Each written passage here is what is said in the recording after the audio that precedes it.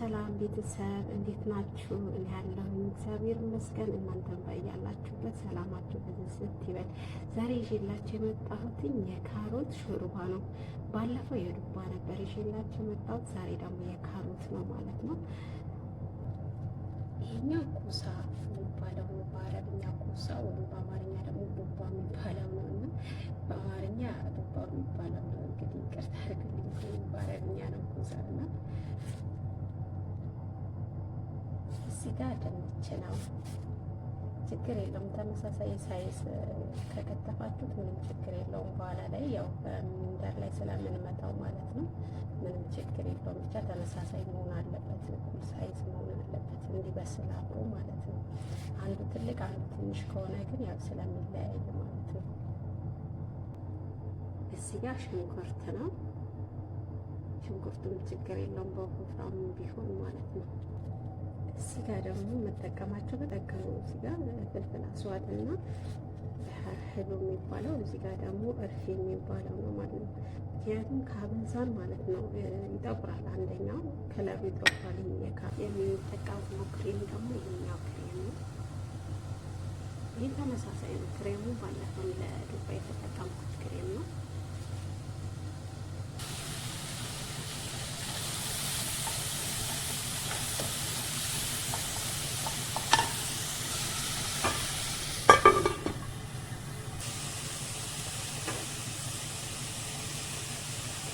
እናደርግበታለን አሁን በዛም ሰዓት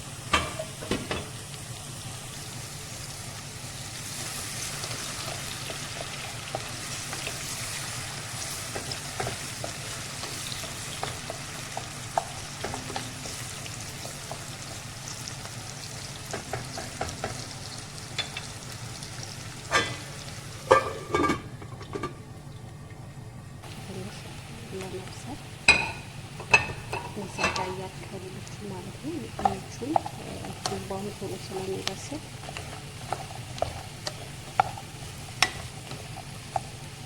ወይ ዲታማቻቱ በጣም ይደስታል።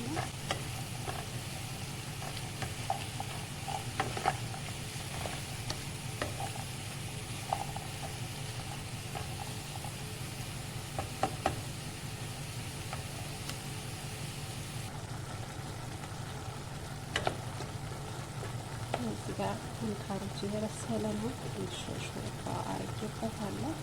ሾርባ የስጋ መረቁ ማለት ነው። እሱን ነው የምጠቀመው የሾርባ ስጠቀም ማለት ነው። ካሮቱ አሁን 10 ደቂቃ ሰጥቼዋለሁ። አይበቃውም። ካሮቱ ያው ለተወራት ይፈለግ ነው ይበቃል። ዝናብ ክላስ ዘይቃል አሁን እነዚህ ነው ድንቹን የሚገባው ማለት ነው። በነገራችን ላይ የሚገባው ማለት ነው እዚህ ሀገር የሚጠቀሙት ያልተነከረው ዱባ አለ አይደለ?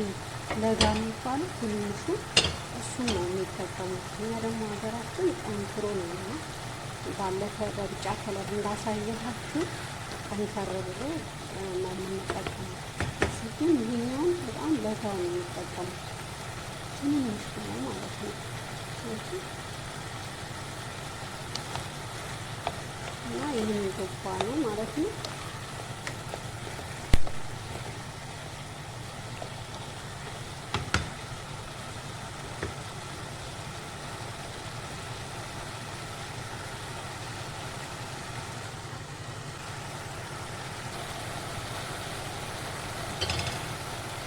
የሞቀ ውሃ ለብ ያለ ውሃ ትንሽ እናደርግበታለን ማለት ነው።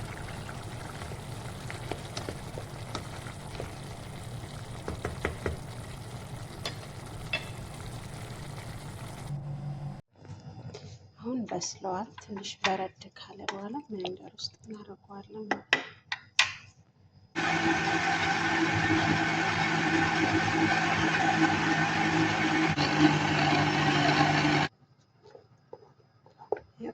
እንደዚህ ምንደር ላይ ከመጣነው በኋላ አልቆለታል።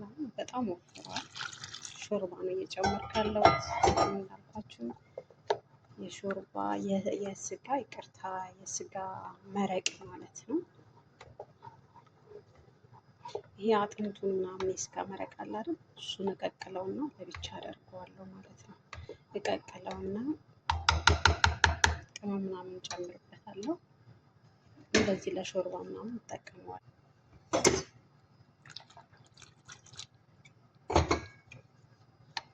በጣም ወፍሯል።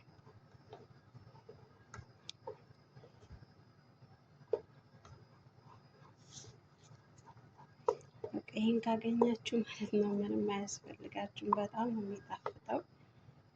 ህብዙ አለ አይደል? የተጠበሰው ህብዝ ከሱ ጋራ በጣም ይጣፍጣል። አሁን ክሬም ነው የማደርግበት ማለት ነው። ቅድም ያሳያችሁ ክሬም